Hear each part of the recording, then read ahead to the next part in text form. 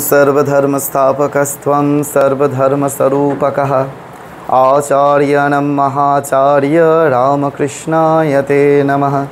जथाग्नेर्दाहिका शक्ति रामकृष्णे स्थिता ह्य सर्वविद्वास्वरूपां स्वारदं प्रणमाम्यहम्। ॐ परो तत्ते सदा लीनो रामकृष्णे समग्रया यो धर्मस्थापनरतो वीरेशं तं नमाम्यहम्। कालिन्दी फुल्लकमले माधवेन क्रीडारता ब्रह्मानन्दं नमस्तुभ्यं सद्गुरु लोकनायक जोगानन्द प्रेमानन्द सन्निवये च पार्षदः रामकृष्णगतप्राणं सर्वांस्तां प्रणमाम्यहम्। ঠাকুর মা স্বামীজির অশেষ কৃপায় আমরা আবার সমবেত হয়েছি ভগবানের কথা শ্রবণ মননের উদ্দেশ্যে। আজকে আমাদের আলোচনার বিষয় হচ্ছে দুর্বিষহ পরিস্থিতিতে ভক্ত যদি আসীন হয় বা পড়ে যায় বা সম্মুখীন হয় তাহলে সেই সময় ভক্তদের কি করা উচিত, কি করা উচিত সেটি আজকে আমাদের আলোচনার বিষয়। কারণ গতকাল আমার তো আলোচনার বিষয়গুলো ইনস্ট্যান্ট মনে হয় পরিস্থিতির সাপেক্ষে, চারদিকের পরিস্থিতির সাপেক্ষে। গতকালের একটি অদ্ভুত ঘটনা আপনাদের শোনাবো। সেই ঘটনার পরিপ্রেক্ষিতে সারাদিন ভাবতে ভাবতে তো এরকম একটা বিষয় সাবজেক্ট ঠিক করা হলো। আর এখন বর্তমান পরিস্থিতি যেটা চলছে সেটা হচ্ছে পিতৃপক্ষ শুরু হয়েছে। পূর্ণিমার পর থেকে অমাবস্যা পর্যন্ত পিতৃপক্ষ চলছে। অমাবস্যায় মহালয়া, তারপর থেকে দেবীপক্ষের সূচনা। প্রতিপদে এখানে ঘট বসবে। নবরাত্রি ব্রতই শরীর করে থাকে, নবরাত্রি ব্রত চলবে, ইত্যাদি ইত্যাদি হবে। এই সময় করণীয় হচ্ছে পিতৃপুরুষের উদ্দেশ্যে দান ক্রিয়া, ঠিক আছে, জলদান, ভোজ্যদান, খাদ্যদান ইত্যাদি ইত্যাদি হবে, এগুলি করতে হয়, ঠিক আছে। আর দ্বিতীয় হচ্ছে আমাদের সামনেই হচ্ছে বিশ্বকর্মা পূজা। আগের দিন আমরা আলোচনা করেছি দেবী মনসা সম্বন্ধে, সেগুলি আমরা মাথায় রেখে সেইরূপভাবে আমরা নিজেদেরকে আধ্যাত্মিক পথে অগ্রসর করব। আর বিশ্বকর্মা পূজা হচ্ছে দেব শিল্পী, তিনি দেবতাদের শিল্প কার্যের যিনি কন্ট্রোল করেন তিনি হচ্ছেন সেই দেব শিল্পী বিশ্বকর্মা। তো সেই প্রসঙ্গে আজকে বলতে গেলে আবার অন্য দিক হয়ে যাবে, কিন্তু আজকে আমার মনে হলো যে এটা খুব প্রাসঙ্গিক হবে। পরে আবার এটা কখনো শোনা যাবে। তার হাতে কি কি থাকে, হাতে সেইগুলি থাকে কেন ইত্যাদি ইত্যাদি, এগুলো রিলসে বেরোবে, এগুলো আপনারা শুনে নেবেন ফোনে। তো এখন আমরা আজকে মূলত যেটি আলোচনা করব সেটি হচ্ছে যে দুর্বিষহ পরিস্থিতির মধ্যে যদি ভক্ত সম্মুখীন হয় তাহলে ভক্তের কি করা উচিত, ঠিক আছে। গতকালকেই আমরা এখানে শুনেছি, দয়ালবাবুও ছিলেন সেখানে। একটি 26 বছরের যুবক HDFC ব্যাংকে চাকরি করে। এটা সকলের শোনা উচিত এবং সকলের সচেতনতার প্রয়োজন। আধ্যাত্মিক দিক থেকে এর সচেতনতা এবং ম্যাটেরিয়াল ওয়ার্ল্ড অর্থাৎ জাগতিক দিক থেকে এর সচেতনতা। 26 বছর বয়স সেই ছেলেটির, HDFC ব্যাংকে চাকরি করে। আপনারা জানেন এখন ব্যাংকের অ্যাকাউন্ট খোলবার জন্য বিভিন্ন জায়গায় গিয়ে মানে অ্যাড্রেস প্রুফ হিসাবে বাড়িতে যেতে হয়, বাড়িতে গিয়েই খুলতে হয়। আমি কিছুদিন আগে অ্যাক্সিস ব্যাংকে গিয়েছিলাম, সেখানে এক ভদ্রলোক এরকম ম্যানেজারের সাথে কথা বলছিলেন, আমিও ম্যানেজারের সাথে একটা মিটিংয়ে ছিল। তো সেখানে গিয়ে তখনও উনি বলছেন যে আমি এখানেই তো ব্যাংকের অ্যাকাউন্ট ওপেন করতে পারি। বলছে না না না, কোনো চিন্তা করতে হবে না, আমরা লোক পাঠিয়ে দেবো ব্যাংক থেকে, যে আপনার বাড়িতে গিয়ে অ্যাকাউন্ট ওপেন করে দিয়ে চলে আসবে। তখন বলছেন কেন বাড়িতে যাবেন? এই স্টেশনের কাছে বোধহয় থাকে। বলছে আমার বাড়ির ওখানে এখন 1 হাঁটু জল। তখন বলছেন যে না, আমাদের তো অ্যাড্রেস প্রুফ লাগবে, তো তার জন্য আমাদেরকে যেতেই হবে। তো সেটা তখন বুঝলাম। তো গতকালকে এরকম একটি ঘটনা, যে এরকম 26 বছর বয়সী একটি ছেলে, হ্যাঁ, সে এইচডিএফসি ব্যাংকে চাকরি করেন, হ্যাঁ, সে এরকম অ্যাকাউন্ট ওপেন করবার জন্য গিয়েছে হাওড়া ময়দানে। এই না, হাওড়া ময়দানে হচ্ছে ইয়েটা, সেন্টারটা গিরিশ পার্কের ওখানে গেছে। গিয়ে এরকম এক ভদ্রলোক ডেকেছেন। ভদ্রলোক ডাকার পরে তিনি ব্যাংকের অ্যাকাউন্ট সম্বন্ধে কথাবার্তা বলতে বলতে সমস্ত কিছু জানাজানির পরে হঠাৎ করে ভদ্রলোক বলছেন যে ঠিক আছে আমি একটু আসছি বলে তিনি একটু পাশের ঘরে বা অন্যত্র গেছেন। সেই সময় 4 জন ভদ্রমহিলা তারা এসেছেন। এসে তারা অদ্ভুত পোশাক পরিহিত অবস্থায়, হ্যাঁ, সেই বুঝতেই পারছেন কোন জোনের তারা হতে পারে, সেইরূপ মহিলা বর্গ এসে তো একেবারে তাকে বিরাট টর্চার করে।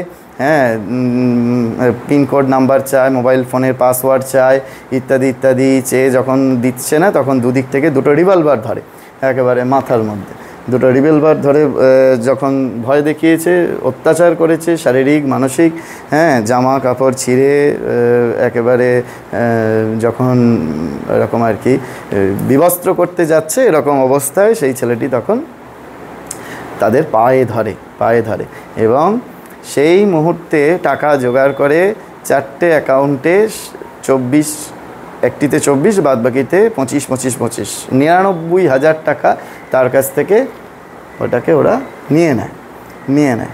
ঠিক আছে?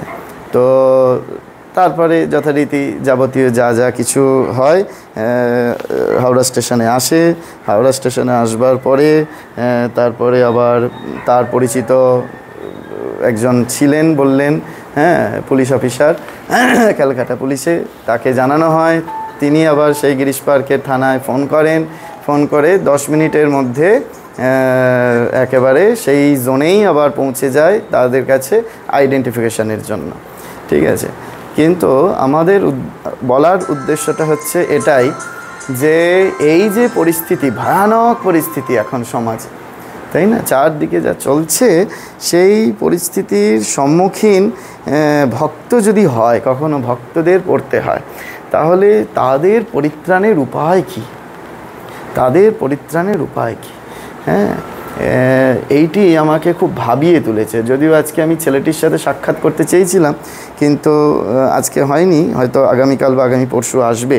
তাকে আমি প্রথম রিজন বলবো যে এই হবার পেছনে রিজনটা কী আছে, এই যে পরিস্থিতি ক্রিয়েট হলো কেন, হ্যাঁ, এর পেছনে স্পিরিচুয়াল গ্রাউন্ড কী আছে, ম্যাটেরিয়াল গ্রাউন্ড কী আছে। হ্যাঁ, কারণ একদল মানুষ এইগুলো শুধু শোনেই, আর আমার মতো পাগল যারা, তারা একটু ভাবে, হ্যাঁ, ভাবার পরে তার সলিউশন খোঁজার চেষ্টা করে। কারণ সচেতনতার প্রয়োজন আছে। যে আমি যদি নিজে সচেতন না হই, আমি দেখলাম শাস্ত্র ঘেঁটে তারপর থেকে যে এই রকম বিভিন্ন দুর্বিষহ পরিস্থিতিতে বিভিন্ন সময় বিভিন্ন ভক্তেরা পড়েছে।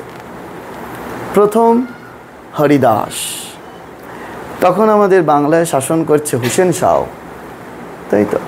তার পেয়াদাদের অর্ডার করা হলো যে যাও ওই হরিদাসকে ধরে তুমি বেত্রাঘাত করো 22 বাজারে গিয়ে। হ্যাঁ, 22 বাজারে গিয়ে বেত্রাঘাত করো।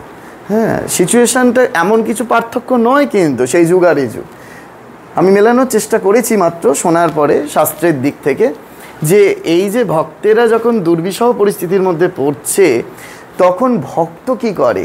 ভক্ত কার কাছে সাহায্য প্রার্থনা করে?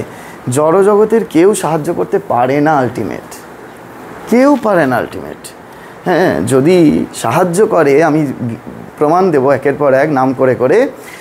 ভক্ত হরিদাসকে যতবার বেত্রাঘাত করা হচ্ছে, যত বেশি করে বেত্রাঘাত করা হচ্ছে, সে ততই হরিনাম বাড়াচ্ছে। যে যারা কাজীর নির্দেশে এলো বেত্রাঘাত করতে, তারা এক সময় ওই হয়ে গেল, মানে ক্লান্ত হয়ে গেল।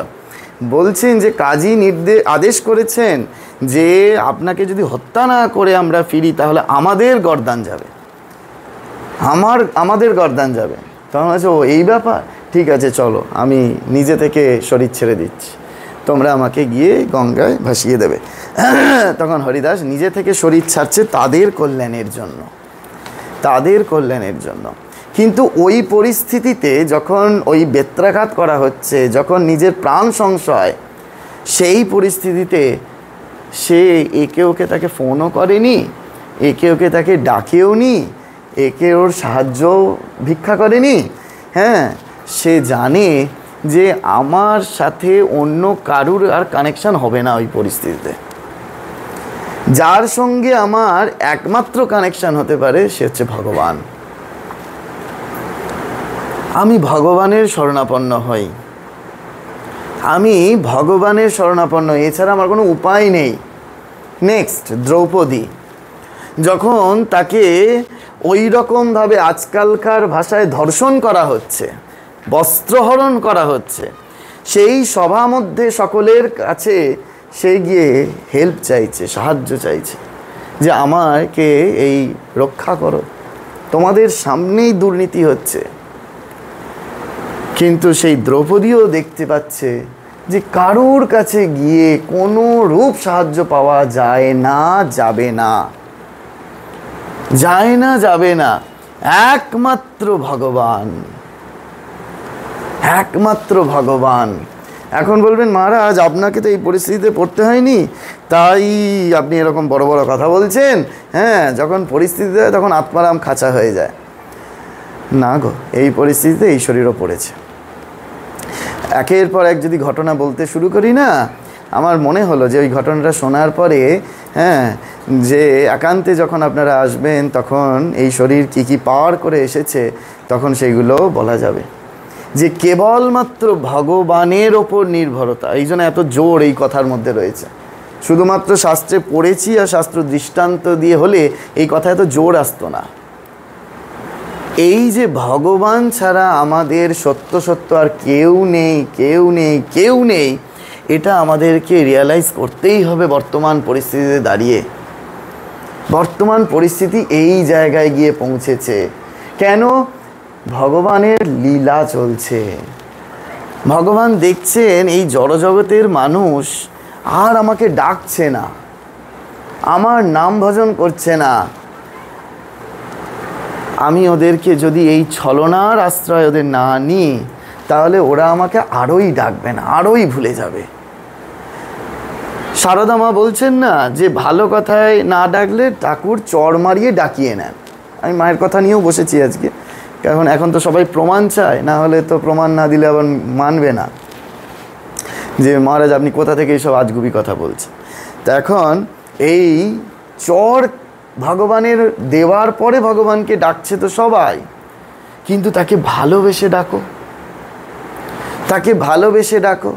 আচ্ছা, এইগুলো গেল তো প্রাণ সংশয়ের কষ্ট, দুর্বিষহ পরিস্থিতি। আচ্ছা, দুর্বিষহ পরিস্থিতি যদি ফাইন্যান্সিয়ালি হয়, সুদামা, আমি একের পর এক ক্যালকুলেট করলাম এইগুলো আর কি, যে সুদামা হত দরিদ্র, পর্ণকুটিরে বাস করছে, ভগবানের ফ্রেন্ড, ভগবানেরই বন্ধু, কিন্তু যখন পর্ণকুটিরে রয়েছে তখনও বলছে ওটা আমার কৃষ্ণের প্রসাদ।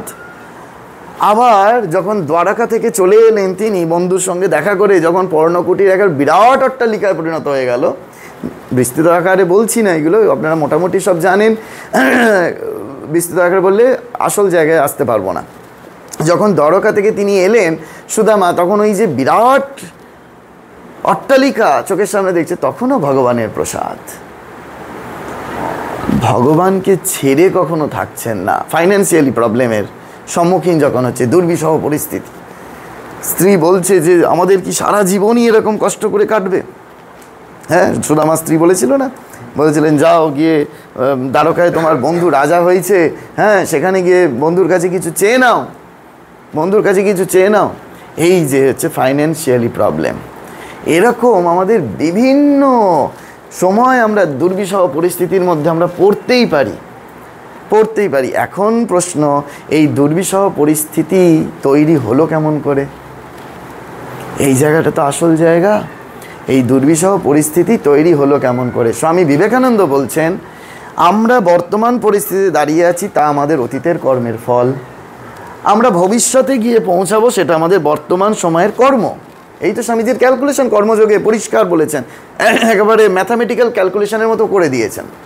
আমরা অতীতে যেমন যেমন কর্ম করেছি তেমন বর্তমানে তার ফল ভোগ করব। এখন বর্তমানে যা কর্ম করব ভবিষ্যতে তার ফল ভোগ করব। সেই জন্য ভগবান কখনো কি করেছি সেটা দেখেন না। মা বলছেন না যে বাবা তুমি শত অপরাধ করতে পারো, কিন্তু একবার ঠাকুরের কাছে গিয়ে দাঁড়িয়ে বলো যে আর করব না। ঠাকুর ওই জায়গা থেকে ক্যালকুলেশনটা শুরু করবেন। প্রমাণ, শাস্ত্র প্রমাণ, দস্যু রত্নাকর। তিনি এত পাপ করেছেন, এত পাপ করেছেন, এত পাপ করেছেন, যেই মুহূর্ত থেকে ভগবানের নাম শুরু করেছেন ভগবান ওই সময়তেই কৃপা করতে শুরু করেছেন। ও তুমি আমার ভক্ত হয়েছো, ঠিক আছে। দেখবেন আমাদের বলে না, দেখেছি তো বাবা আগে কত সব বেলাল্লাপনা করেছে আর এখন দেখো ঠাকুর ঠাকুর ঠাকুর করছে। অতিভক্তি চোরের লক্ষণ, চারদিকের মানুষ বলবেই, কিন্তু এদের কথায় কোনো কান দিয়ে আমার কোনো লাভ হবে না। ভগবান পাস্ট দেখেন না, ভগবান প্রেজেন্ট টাইম দেখেন। আমি এই মুহূর্তে ভগবানের নাম করছি, আমি শত অপরাধ করতে পারি, আমি শত পাপে পাপী হতে পারি। কত উদাহরণ চাই, অঙ্গুলিমালের উদাহরণ আছে ভগবান বুদ্ধের কাহিনীতে। ভগবান বুদ্ধের সেই হেঁটে চলেছেন আর অঙ্গুলিমাল পেছনে ধাওয়া করেছেন। তিনি তার সব সংকল্প ছিল এরকম বৃদ্ধাঙ্গুষ্ঠ 1000টি কেটে মালা করবেন। তা তিনি 999টা হয়ে গেছে মালায়, বৃদ্ধাঙ্গুষ্ঠ একটাই বাকি আছে। ভগবান বুদ্ধের হেঁটে চলেছেন আর তার পেছনে দৌড়াচ্ছেন, কিছুতেই ধরতে পারছেন না। কিন্তু ভগবান বুদ্ধ হাঁটছেন। কীরকমভাবে হাঁটছেন বলছে হাওয়ার গতিবেগে, আর অঙ্গুলিমাল দৌড়াচ্ছে, কিছুতেই ধরতে পারছে না। অঙ্গুলিমাল চেঁচিয়ে বলছে থামো। তখন ভগবান বুদ্ধ পিছন ঘুরে তাকিয়ে বললে আমি তো কবেই থেমে গেছি, তুমি থামো। অর্থাৎ আমি জন্ম মৃত্যুর চক্রে কবেই থেমে গেছি, যবে আমি নির্বাণ লাভ করেছি, কিন্তু তুমি এবার থামো। যেই না বলা, এইসব আমাদের মতো তো আর্টিফিশিয়াল ডায়লগ বললেন না, তারা একেবারে উপলব্ধি অনুভবের স্তর থেকে বলছেন, তার শক্তি অমোঘ। যেই মুহূর্তে বলা জীবন পরিবর্তন হয়ে গেল। রাজা প্রসেনজিৎ এলো ওই ভগবান বুদ্ধের কুটিয়াতে, এসে বলছেন যে অঙ্গুলিমাল আপনার কুটিয়াতে আশ্রয় নিয়েছে, আপনি তাকে ধরিয়ে দিন। তখন ভগবান বুদ্ধ বলছেন আচ্ছা ধরো রাজন, যদি সেই তোমার দস্যু আজকে ভিক্ষুতে পরিণত হয়, ভগবান বুদ্ধের শিষ্য মানে ভিক্ষুতে পরিণত হওয়া, যদি ভিক্ষুতে পরিণত হয় তাহলে তুমি কি করবে? তখন রাজন বলল যদি সে ভিক্ষুতে পরিণত হয় আমি তাকে সাষ্টাঙ্গ প্রণিপাত করব। তখন তার প্রধান শিষ্য আনন্দ, ভগবান বুদ্ধের আনন্দকে অর্ডার করলেন যাও আনন্দ ওকে নিয়ে এসো। তখন দেখলেন গৈরিক পরিহিত বস্ত্র পরে অঙ্গুলিমাল রাজনের সামনে এসে দাঁড়ালেন। রাজা প্রসেনজিৎ সঙ্গে সঙ্গে তাকে সাষ্টাঙ্গ প্রণিপাত করলেন। বহু বহু দৃষ্টান্ত রয়েছে শাস্ত্রে, কিন্তু আমাদের মনে রাখতে হবে ভগবান এই প্রেজেন্ট টাইমটা দেখেন। আমি এই মুহূর্তে ভগবানকে ডাকছি, মানে এই মুহূর্তে ভগবান আমাকে কৃপা করবেন। শুধু একটু ব্যাকুলতা মিশিয়ে দাও, আমার আর কিচ্ছু নেই, আমি কোথাও আমি বুঝে গেছি এইসব জড়জগতে কারুর কাছে আমি হেল্প পাবো না, কেউ আমাকে হেল্প করতে পারে না। শুধু ভগবান, আমি শুধু তোমার শরণাগত, আমি শুধু তোমার শরণাগত। যেই ভগবানের শরণাগত হওয়া যায়, যেমন নারদ মুনি এসে বাল্মীকিকে সেই মন্ত্রে দীক্ষা প্রদান করেছিলেন। দেখবেন ঠাকুর কাউকে না কাউকে ঠিক পাঠিয়ে দিয়ে আপনার এই বিপদের সমস্ত এই ঘটনা বা পরিস্থিতিটাকে সমাধান করে দিয়ে চলে যাবে, সমাধান করে দিয়ে চলে যাবে। এইটি আমাদের শিখতে হয়, এইটি আমাদের বুঝতে হয় যে আমরা যদি এই ধারণায় উদ্বুদ্ধ না হয়, এই ধারণায় যদি আমরা নিজেদেরকে একবারও দৃঢ়তরভাবে আবদ্ধ করতে না পারি, তাহলে কী হবে, আমাদের বারবার বিশ্বাস আসবে, আবার বিশ্বাস টলে যাবে, আবার বিশ্বাস আসবে, আবার বিশ্বাস টলে যাবে। হ্যাঁ, তখন মনে হবে এত ভগবানকে ডেকে আমার কি হলো, এত যে ভগবানকে ডাকলাম, এত সাধুসঙ্গ করলাম, এত দান ধ্যান করলাম, তাহলে আমার ভগবান আমার কি হলো? তখন আমাদের এই রূপ মনে হবে। কিন্তু ভগবানেরই ওই ছলনাটাও ভগবানেরই দান। আবার ওই রবীন্দ্রনাথ সুন্দর করে গানে লিখছেন না, এই করেছো ভালো নিঠুরো হে, সেই গানের দ্বিতীয় অন্তরাতে রয়েছে, আঘাত সে যে পরস্তব সেই তো পুরস্কার। আঘাত সে যে পরস্তব সেই তো পুরস্কার। যে ভগবান যদি তিনি আমাকে যদি আঘাতও দেন, সেটাও আমার কাছে পুরস্কারই স্বরূপ। তিনি আমাকে নতুন করে গড়বার জন্য আর একটা ঘা দিলেন, আর একটু আঘাত দিলেন, যাতে আমি আরেকটু নিজেকে শুধরে নিতে পারি, নিজেকে শুধরে নিতে পারি। কেন? আমি তার হাতের যন্ত্রস্বরূপ কিনা, আমি তার হাতের যন্ত্রস্বরূপ। এই আমরা যে কোনো পরিস্থিতিতে পড়ি না কেন, সেই পরিস্থিতিতে শুধু যদি আমরা ভগবানের শরণাপন্ন হই। এখন বলবেন, মহারাজ আমরা মাকে খুব ভালোবাসি। সবাই আমরা মাকে ভালোবাসি, কারণ আমরা ঠাকুর মায়ের পদাঙ্কিত সেই পথ ধরে চলছি, তো মাকে ভালোবাসি। তাহলে এই প্রসঙ্গে মা কি বলছেন সেটা একটু আমরা শুনে নিই। পশ্চিমবঙ্গের প্রাক্তন মুখ্যমন্ত্রী শ্রী প্রফুল্ল ঘোষ, তিনি সারদা মায়ের দীক্ষিত সন্তান ছিলেন। সেই প্রফুল্লবাবু যখন তার 86 বছর বয়স, তখন Golpark institute of Ramakrishna mission culture, সেই আবাসনে তিনি বাস করতেন, তিনি থাকতেন সেখানে থেকে তিনি একদিন স্মৃতিচারণা করেছিলেন। সেই স্মৃতিচারণায় তিনি বলছেন, আমার বয়স তখন 17-18, মাঝে মাঝে যেতাম বাগবাজারে মাকে প্রণাম করতে। সেই রকম একদিন মায়ের পায়ে মাথা ঠেকিয়ে প্রণাম করছি। মা তার ডান হাতটি মাথার উপরে রাখলেন, অর্থাৎ প্রফুল্লবাবুর মাথার উপরে মায়ের ডান হাতটি রেখেছেন। আস্তে আস্তে কিন্তু একেবারে স্পষ্টভাবে তিনি বললেন, যখনই বিপদে পড়বে, আঘাত পাবে, বিফলতা আসবে, নিশ্চিতভাবে যেন আমি তোমার সঙ্গে রয়েছি। নিরাশ হয়েও না, হতাশ হয়েও না বাবা। ভয় কি? আমি তোমার সাথে থাকতে ভয় কি? তিনি আরও বলে চলছেন, সর্বদা জানবে তোমাদের পিছনে একজন রয়েছেন, যিনি তোমাদের সর্বদা রক্ষা করছেন, রক্ষা করবেন, যেন তোমাদের মা রয়েছেন। আমি প্রণাম সেরে উঠে আসছি, মা যেন মন্ত্র উচ্চারণের মতো বলছেন, আমি তোমাদের ইহকালের মা, আমি তোমাদের পরকালের মা, আমি তোমাদের জন্ম জন্মান্তরের মা। ভাবুন, মা আমাদের কি অ্যাসুরেন্স করছেন। তারপরেই প্রফুল্লবাবু বলেছিলেন যে এরপরে বহু রাজনৈতিক, সামাজিক, পারিবারিক নানা পরিস্থিতিতে আমার বিফলতা এসেছে, আঘাত এসেছে, কিন্তু প্রত্যেকটা মুহূর্তে আমি এইটি চিন্তা করেছি যে মায়ের পায়ে আমি মাথাটা দিয়ে রেখেছি, আর মা আমাকে সর্বদা সব সময়ের জন্য আমাকে উদ্ধার করেছেন, আমাকে উদ্ধার করেছেন। বুঝে যাচ্ছে? তাহলে মা আমাদেরকে এই কথা দিচ্ছেন যে যখন বিপদ আসবে, আঘাত পাবে, বিফলতা আসবে, নিরাশ হয়েও না, হতাশ হয়েও না বাবা। যেন তোমাদের পেছনে একজন আছেন, যিনি সর্বদা রক্ষা করছেন। হ্যাঁ, সর্বদা রক্ষা করছেন, তাই না? মা নাম শেখাতে ভবে, মা নাম শেখাতে তবে, মা হয়ে নিজে এলো ভবে, তাই না? গানে আছে, মা আমাদের মানুষ করো, এই গানে আছে না?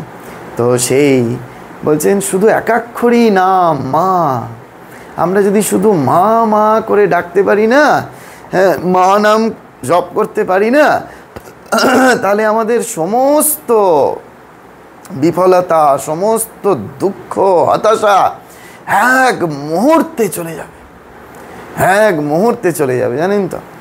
এই জন্য হ্যাঁ, ওই এটাও জেনে রাখুন যে ধরুন সংসারে আছেন তো, বা এই আমরাও যারা বৃহৎ সংসারে আছি, সন্ন্যাস মানে তো ক্ষুদ্র সংসার ছেড়ে বড় সংসারে যাওয়া।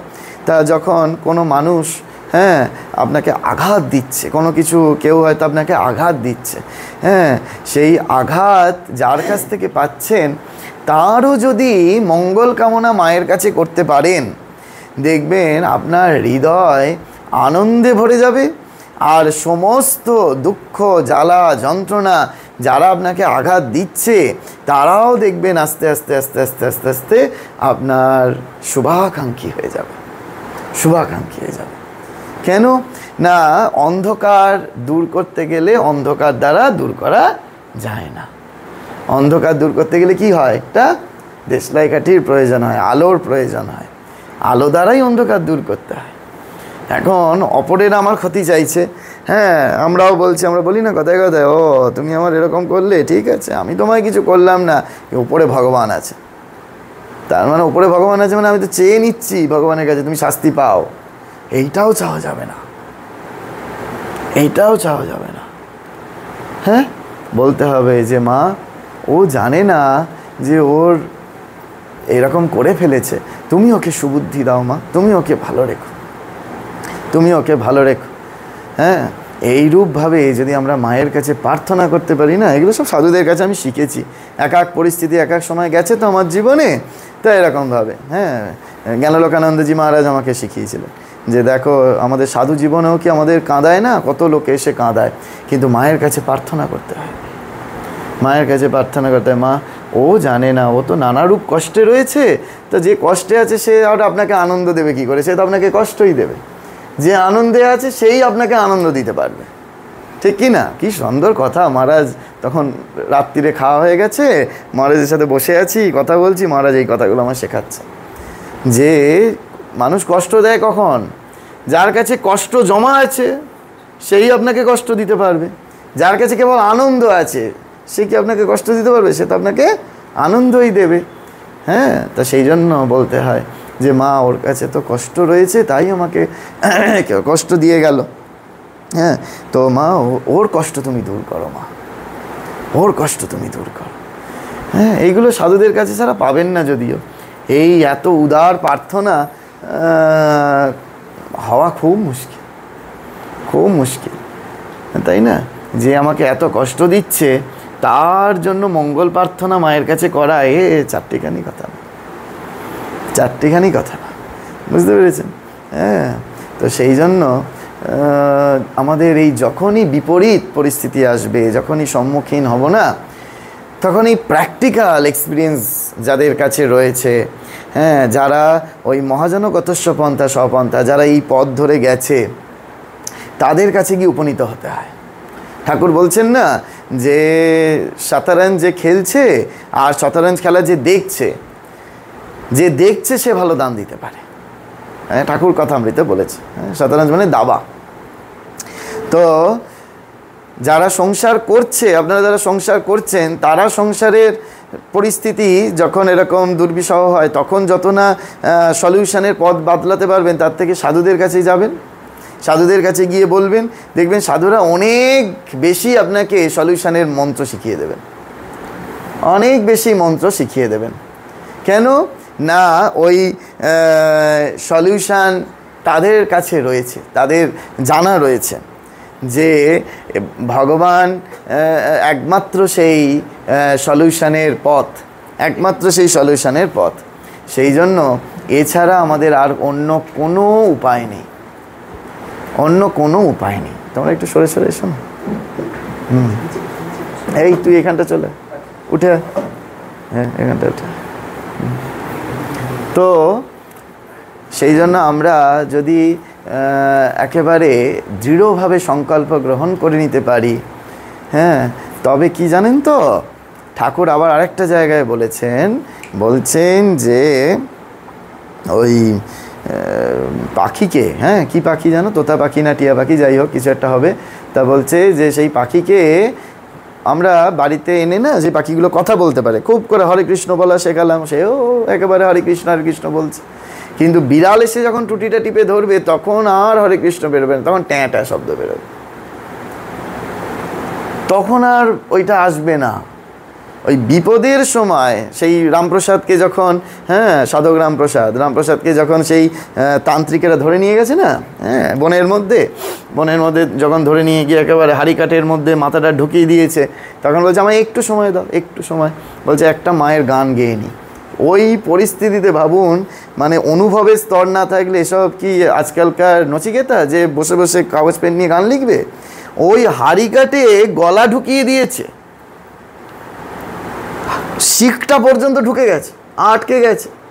সেই পরিস্থিতিতে বলছে যে দাঁড়াও আমার একটা গান গেয়ে নি। ওই পরিস্থিতিতে গান রচনা করেছিলেন। কি গান? তিলেক দ্বারা ওরে সমন, বদন ভরে মাকে ডাকি, বিপদকালে ব্রহ্মময়ী আসেন কি না আসেন দেখি। কি অদ্ভুত গান!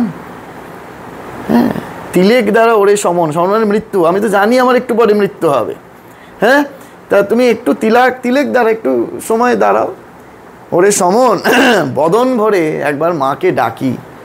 আমরা তো শুনেছি যে এই রকম বিপদের সময় মাকে ডাকলে মা আসেন, তাহলে একবার দেখি যে বিপদকালে ব্রহ্মময়ী আসেন কি না আসেন দেখি।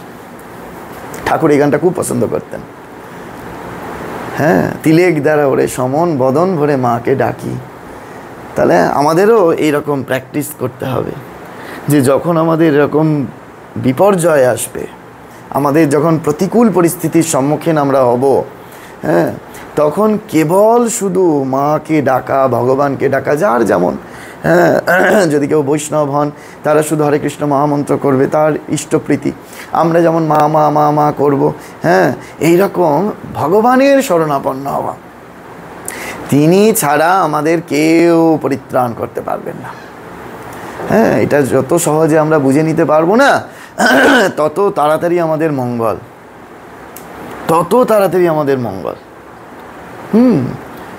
এই কিছুদিন আগে একজন আমাকে ফোন করেছিলেন গোয়ালিয়র থেকে। তা যাই হোক, তিনি খুব খোঁজ খবর নিচ্ছেন, বলছেন যে আমি কোনো দিন মহারাজ বিয়ে শাদী করিনি, চাকরি করতাম, ভদ্র মহিলা। বলছে আমার বোনের 2টি মেয়ে, একটি মেয়েকে মানুষ করলুম, হ্যাঁ, বিয়ে সব টিলাম, পড়াশোনা শেখালাম, সব কিছু করলাম, এখন সেই আমার কাছ থেকে সব কিছু লিখিয়ে নিতে চাইছে। হ্যাঁ, লিখিয়ে নিতে চাইছে। হ্যাঁ, যাই হোক, তারপরে তার প্রকাশ্যে বলছি না। তো এইরূপ আমাদের অবস্থা যে আমরা জগতে মনে হবে যে এর জন্য আমি এত করলাম, হ্যাঁ, এ বোধহয় আমাকে খুব দেখবে। কিন্তু এখন কি হয় জানেন তো, ছোটো থেকে ছেলেকে খুব করে মানুষ করলো, একেবারে বড় করলো। হ্যাঁ, এই 2 দিন আগে দেখবেন স্তবপ্রিয়ানন্দজির একটা বক্তৃতা সবাইকে পাঠিয়েছিলাম না, হ্যাঁ, তা ওই রকম আমাদের অবস্থা, করুণ অবস্থা। কারণ আমরা বুঝতেই পারছি না যে আমরা কিভাবে মানুষ করব, কিভাবে আমাদের দিক নির্দেশ করে দেওয়া উচিত। সেইগুলো মহারাজদের কাছে যেতে হবে। হ্যাঁ, স্তবপ্রিয়ানন্দজি তো একেবারে চাচা ছোলা ভাষায় বলেন। হ্যাঁ, তো এই রকম সাধুদের কাছে গেলে তবে শেখা যাবে যে আমাদের আসলে মানে কি হওয়া উচিত, সেটা পিতামাতার দিক থেকেই হোক, হ্যাঁ, বা বাড়িতে যদি বৃদ্ধ পিতামাতা নিজের থাকে তাহলে পুত্রের দিক থেকে হোক, আমার তাহলে কি হওয়া উচিত, তাই না? তো সেইটি আমরা ভুলতে বসেছি। মহারাজ বলছেন না যে এরকম কত ঘটনা আছে যে একেবারে পুত্রের সামনেই মিথ্যা কথা বলছে। হ্যাঁ, মা মিথ্যা কথা বলছে পুত্রের সামনে, তাহলে সেই পুত্রকে কি বলা যাবে সদা সত্য কথা বলিও? কখনো বলা যাবে না সদা সত্য কথা বলিও, কারণ সে তো শিখছেই ওটা, দেখছেই ওটা। হ্যাঁ, তাই না? আমরা সাধু হয়েছি আমাদের জন্য, আমাদের পিতামাতার জন্য। আমার যা ত্যাগ, আমার মায়ের ত্যাগ অনেক বেশি। আমার গর্ভধারিণী কি অবস্থায় থাকেন আপনারা ধারণা করতে পারবেন। এই 2 দিন আগে একজন মায়ের ঘর ঠিক করে দিলাম না, তার থেকেও শত কষ্টের বলবো সেই রকম ঘরে এই গর্ভধারিণী থাকে। হ্যাঁ, তো কি এসে গেল? কারণ তিনি আনন্দে রয়েছেন, তার ত্যাগের জন্য এই শরীর গেরুয়া পেয়েছে। তবে তো মাকে তো সেই রূপ হতে হবে, ত্যাগে প্রতিষ্ঠিত, তাই না? না হলে তো হবে না। সেই রকম পিতামাতার আদর্শ হতে হবে, হ্যাঁ, ঠিকভাবে জীবনটা যাপন করতে হবে। না হলে কি হবে জানেন তো, ওই ঠিক সময়ে আর ভগবানকে ডাকাটা হবে না। আমরা প্রত্যেক শুক্রবার আসছি, ভগবানের ভজন করছি, সব ঠিক আছে, কিন্তু যে সময় ভজনটা করবার সময়, এগুলো সব উইকলি টেস্ট, ফাইনাল টেস্ট যখন হবে, ফাইনাল এক্সাম যখন হবে, কোশ্চেন পেপার হাতে আসবে, তখন আমরা টেনশানে সব ভুলে যাই, তাই না? সব পড়া মুখস্থ করে গেছে, হ্যাঁ, কিন্তু কিরে রেজাল্টটা তো খারাপ হলো কেন? না মহারাজ, ওই কোশ্চেন পেপারটা হাতে পেয়েই না সব ভুলে গেলাম। হয় না বলতো দে? কি হাসি। তো এখন এই রকম আমাদেরও হয়, যখন ফাইনাল টেস্ট হবে, তখন কোশ্চেন পেপার যেই ভগবান দিয়ে দেবেন, আরে এইবার লেখ, এইবার ভগবানের নাম কর, তখন না টেনশানে সব ভুলে যাবে, টেনশানে সব ভুলে যাবে। তখন আর মনেই পড়বে না যে হরিদাসকে যখন বেত্রাঘাত করা হয়েছিল, তখন সে উচ্চ ঈশ্বরে হরিনাম করেছিল, উচ্চ ঈশ্বরে ভগবানকে ডেকেছিল। মা বললেন প্রফুল্লবাবুকে যে ওগো, যখন বিফলতা আসবে তুমি জেনো, নিশ্চিত জেনো তোমার আর কেউ না থাক, মা আছেন। তখন মনে হবে না না না, আমার পাড়ার দাদা আছে, আমার পাড়ার দিদি আছে, আমার অমুক বাবু আছে, তমুক বাবুকে ফোন করি, অমুক বাবুকে ফোন করি। তখন আমাদের এইসব মনে হয়, হ্যাঁ, অমুক বড় ডাক্তার আছে, এরকম মনে হয়। তো সেই জন্য আমাদের এইটা করলে হবে না। ভগবানের ওপর মানে ভগবানের ওপরই সম্পূর্ণ নির্ভরতা। দেখো ভগবান রক্ষা করেন কি না, ভগবান রক্ষা করেন কি না। সেই জন্য এইটি কালকে শোনার পর থেকে না আমার খুব ভাবিত হয়েছি। হ্যাঁ, ওকেও ডেকে আমি বলবো যে কি এই পরিস্থিতি, কীরকমভাবে জীবনে আমাদের চলা উচিত, কীরকমভাবে চললে আমাদের এই পরিস্থিতির সম্মুখীনই হতে হবে না, পরিস্থিতির সম্মুখীনই হতে হবে না। তারও পন্থা শাস্ত্রে বর্ণিত আছে, তাই না? বর্ণিত আছে। হ্যাঁ, ধৃতরাষ্ট্র ওইরূপ একেবারে, হ্যাঁ, কীরকম কূটনীতিবিদ, কিন্তু গান্ধারীর জীবনী পড়ে দেখুন, হ্যাঁ, তাই না? সারা জীবন চোখে পট্টি বেঁধে কাটিয়ে দিলেন। তাহলে কি তার সহায়তা করলেন? পুত্র এরকম বিরূপ আচরণ করছেন, স্বামীও এরকম করছেন। হ্যাঁ, সেই জন্য একটু আধটু পড়তে হবে, মহাভারত পড়তে হবে, জানতে হবে, হ্যাঁ, তাই না? শুধু সাধু মুখে শুনলে হবে? এই সেদিন একটা বিরজানন্দজি না শিবানন্দজির মহারাজ একটা কথা পড়ছিলাম, যে শুধু সাধুদের মুখে শুনলে হবে? তাহলে এই যে এত গ্রন্থ লেখা হয়েছে, সেই গ্রন্থগুলো পড়ে নিজেকে জানতে হবে তো, হ্যাঁ, পড়ে নিজেকে জানতে হবে। তা গ্রন্থ পড়ার অভ্যেসটা করতে হবে, যে বাড়িতে একটু আধটু গ্রন্থ খুলবো, গ্রন্থ অধ্যয়ন করব, হ্যাঁ, যে একেবারে বাড়িতে সবাই মিলে স্ত্রী, কন্যা, পুত্র আদি যদি বৃদ্ধ পিতামাতা থাকে তাদেরকে সঙ্গে নিয়ে, হ্যাঁ, ফিরে এসে একটুখানি সাধন ভজন করব। এই যে ভজনগুলো করছি, সেই ভজনগুলো বাড়িতে বসে একসাথে গুনগুন করে গান গাইব, হ্যাঁ, এরকমটা করতে হবে। না হলে কি হবে না, ওই নিজে হয়তো একটু এগোনো যাবে ঠিকই, কিন্তু একটা সময়ের পরে না তখন বাড়ির লোক আর স্বাদ দেবে না, হ্যাঁ। তো তখন মায়ের কাছে, ঠাকুরের কাছে এখন থেকেই প্রার্থনা। ঠাকুর শিখিয়েছিলেন না যে মাস্টারমশাইকে, তুমি যদি ঠিক হও তাহলে তোমার স্ত্রীও এই পথে আসবে, আর ঠাকুর এই পথে আসবে বলেনি, বিদ্যারূপিণী হবে। তা ঠাকুর জিজ্ঞেস করলেন, তোমার স্ত্রী বিদ্যা না অবিদ্যা? এই কথা জিজ্ঞেস করেছিলেন ঠাকুর। তা সেই বিদ্যারূপিণী হবে। আমরা তাই তো দেখলাম, হ্যাঁ, সেই মাস্টারমশাইয়ের স্ত্রী কাশীপুর উদ্যানবাড়িতে ঠাকুরের শরীর থাকাকালীন অবস্থায়, হ্যাঁ, গোলাপ মা, যোগিন মা এদের সাথে ভিক্ষা করতে বেরোচ্ছেন। কত বছর লাগলো? 1882-তে ঠাকুর এসেছিলেন, এই মাস্টারমশাই এসেছিলেন ঠাকুরের কাছে, আর এই ঘটনাটা আছে 1886। মাঝখানে জাস্ট 2-3 বছরের মধ্যে স্ত্রী একেবারে বদলে গেল। ঠাকুরের কথা তো সত্য হবে না? তো সেই রকম যে স্ত্রী হয়তো বিরূপ হতে পারে, হয়তো স্ত্রীদের ক্ষেত্রে স্বামী হয়তো বিরূপ হতে পারে, হ্যাঁ, কিন্তু তখন ভগবানের কাছে প্রার্থনা করতে হবে, হে ভগবান, হ্যাঁ, আমি তো তোমাকে ডাকছি, তোমাকে ডাকবার জন্য আপ্রাণ চেষ্টা করছি, তা যদি আমার এই পরিস্থিতিটা প্রতিকূলতাটাকে অনুকূলে এনে দাও, তাহলে কি হবে না, আমি আরেকটু বেশি বেশি করে তোমার শরণাপন্ন হতে পারবো, আমি তোমাকে আরেকটু বেশি বেশি করে ডাকতে পারবো, হ্যাঁ, আমি তোমার সন্নিকটে আরেকটু বেশি করে বসতে পারবো। এই প্রার্থনা তো ঠাকুর শিখিয়ে গেছেন, তাই না? আমরা যারা বেশি কর্মে ব্যস্ত, তাই না, তাদেরকে ঠাকুর কি বলছেন? ঠাকুরে ভগবানের কাছে প্রার্থনা করবে যাতে কর্ম কমিয়ে দাও, কর্ম কমিয়ে দাও, কর্ম কমিয়ে দাও, যাতে তোমায় ডাকতে পারি, যাতে তোমায় ডাকতে পারি। আমরা প্রচুর কর্ম করলাম, হ্যাঁ, সেই কর্ম করে কি হবে, তাই না? বলছে আসল কর্মটি যদি না হলো, আসল কর্ম মানে কি, সেই আছে না ইয়েতে যে বলছে মাঝি ঝড় উঠেছে, তা মাঝিকে বলছে যে বসে আছে, যে বলছে তুমি এইসব শাস্ত্র পড়েছো, এইসব জ্ঞান আছে তোমার? মাঝি বলছে না, আমি তো লেখাপড়া জানি না, এইসব কিছু করিনি, এসব পড়িনি। হ্যাঁ, ও তাহলে তোমার জীবনটাই বৃথা, তাহলে তোমার জীবনটাই বৃথা। তারপরেই সঙ্গে সঙ্গে ঝড় উঠেছে, ঝড় উঠেছে। হ্যাঁ, তখন বলছে বাবু তুমি সাঁতার জানো? বলছে না, আমি সাঁতার জানি না। তাহলে তোমার, তখন মাঝি বলছে তোমার তাহলে জীবন 16 আনাই বৃথা। এখন যদি নৌকা ডুবে যায়, আমি তো সাঁতরে বেঁচে যাব, তুমি মরে যাবে। ঠিক সেরকম যখন এই জীবনের সেই ঝড় উঠবে, তখন আমরা ভগবানের নাম করতে পারবো তো? সেই ভগবানের নাম করার আমাদের সেই অভ্যেসটা হয়েছে তো?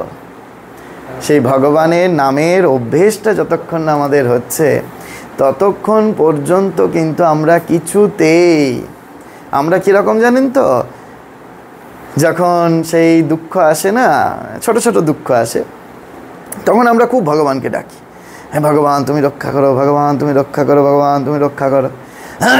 তারপরে খালি দুঃখটা মিটতে যা দেরি, হ্যাঁ, তারপরে ব্যাস হয়ে গেল, ভগবানকে ভুলে যাই। হ্যাঁ, কীরকম জানেন তো, এরকম একটা কাহিনী আছে, বলি, যে বলছে যে এরকম নৌকা করেই যাচ্ছে একজন খুব বড় ব্যবসায়ী, ধনী ব্যবসায়ী, সে নৌকা করে একদম বেরিয়েছে, মাঝি নৌকা চালাচ্ছে, মৃদুমন্দ বাতাস বইছে, গান টান গাইছে, ও মাঝি রে, গান গাইছে। তো এখন গাইতে গাইতে ঘন কালো মেঘ একেবারে চারদিকে ছেয়ে গেছে। হ্যাঁ, একেবারে সেই নদীর জল একেবারে প্রচণ্ড স্রোতস্বিনী হয়ে গিয়েছে, নৌকা টলমল টলমল করছে। হ্যাঁ, তখন গান বন্ধ হয়ে গেছে।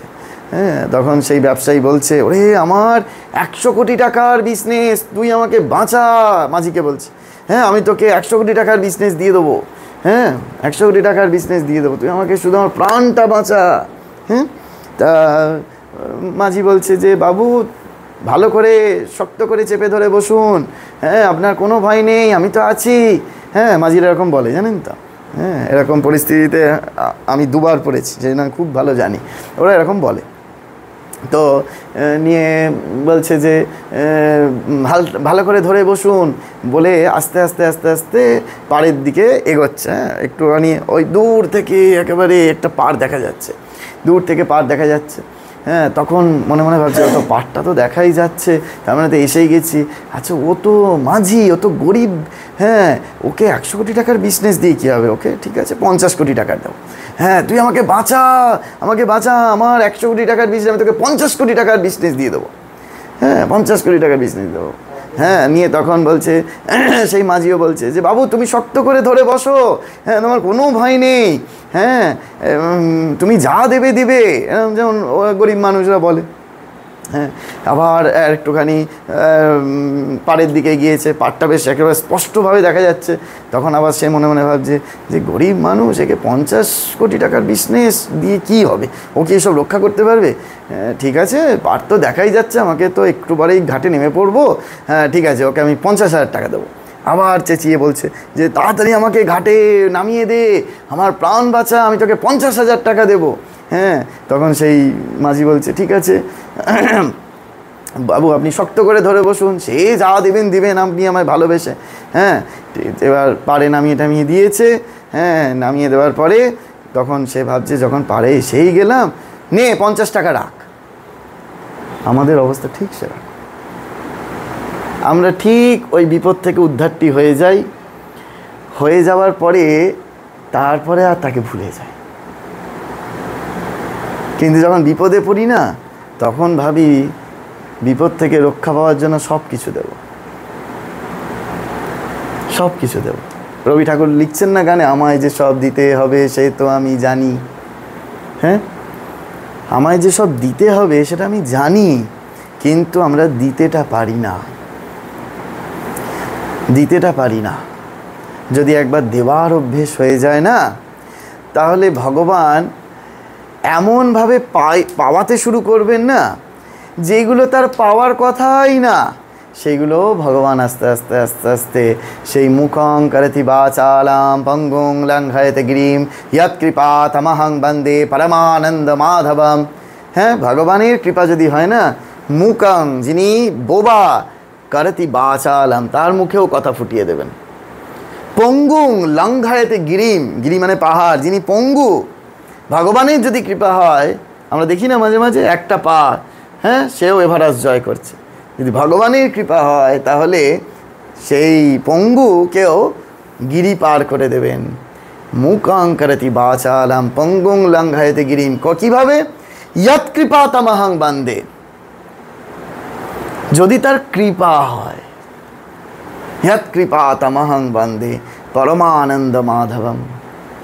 হে মাধব, হে দীনবন্ধু, আমি শুধু তোমার শরণাগত, আমি শুধু তোমার শরণাপন্ন, আমি শুধু তোমার শরণাপন্ন, আমি আর কিচ্ছুটি জানি না। হ্যাঁ, তুমি যা ভালো বোঝো করো, তুমি রাখতে হলে রাখো, মারতে হলে মারো। হ্যাঁ, আমি তোমা বই আর কিছুটি জানি না। এইরূপ ভাবনা যেন আমাদের সবাইকার, ভক্তদের, সবাইকার মানে সবাইকার তো হবে না, ভক্তদের, যারা নিজেদেরকে ভক্ত বলে মনে করছি, তাদের যেন অবশ্যই আসে, অবশ্যই আসে। হ্যাঁ, তো আমরা সেই দিকে চেষ্টা করব যে আমরা যে কোনো প্রতিকূল পরিস্থিতির মধ্যে যদি সম্মুখীন হই, তাহলে আমরা ভগবানের ওপর কখনো নির্ভরতা আর শরণাগতি হারাবো না। এই হচ্ছে আজকের ধ্রুব বাক্য। কখনো আমরা যেন শরণাগতি আর নির্ভরতাটা হারাবো না। হে ভগবান, তুমি আমার একমাত্র সহায়, তুমি আমাকে রক্ষা করো।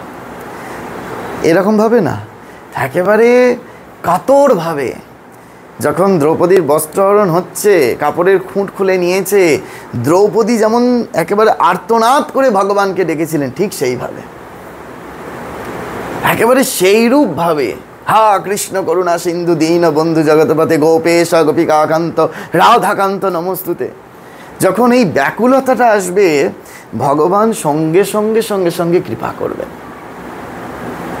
আমাদের ওই ব্যাকুলতাটা চাই, ব্যাকুলতাটা চাই।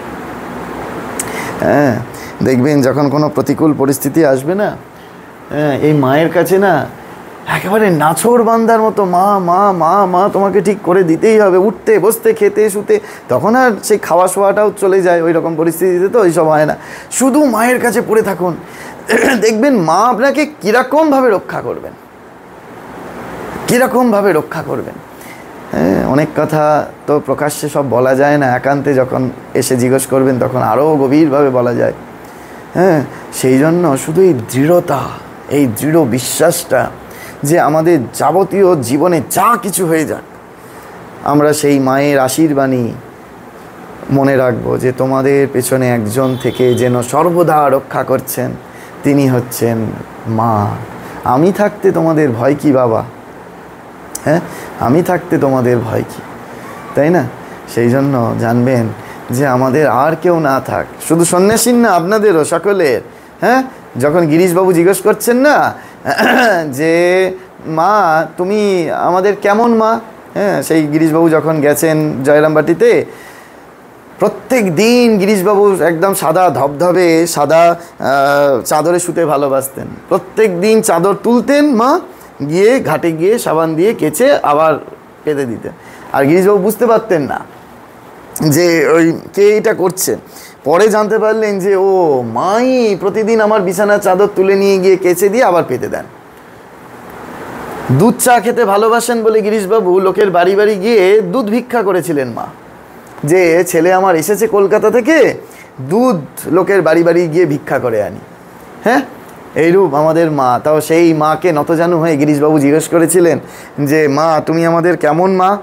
তখন মা বলেছিলেন যে দেখো, প্রথমে হচ্ছে 3টি নেতিবাচক, যে প্রথম 3টে নেতিবাচক, তারপরে 3টি ইতিবাচক। কি সুন্দর এইসব শব্দ সংযোজন করেছিলেন মা, কি করে কে জানে। কারণ ঠাকুর তো বলেছিলেন না, ও সারদা সরস্বতী জ্ঞান দিতে এসেছে, জ্ঞানও দেয়নি। এইগুলোর মধ্যে দিয়ে বোঝা যায়। প্রথম বলছে নেতিবাচক, আমি তোমাদের গুরু পত্নী মা নই, সব নেগেটিভ। দ্বিতীয়, নেক্সট, আমি পাতানো মা নই। সেকেন্ড, থার্ড, আমি কথার কথা মা নই। 3টে নেতিবাচক।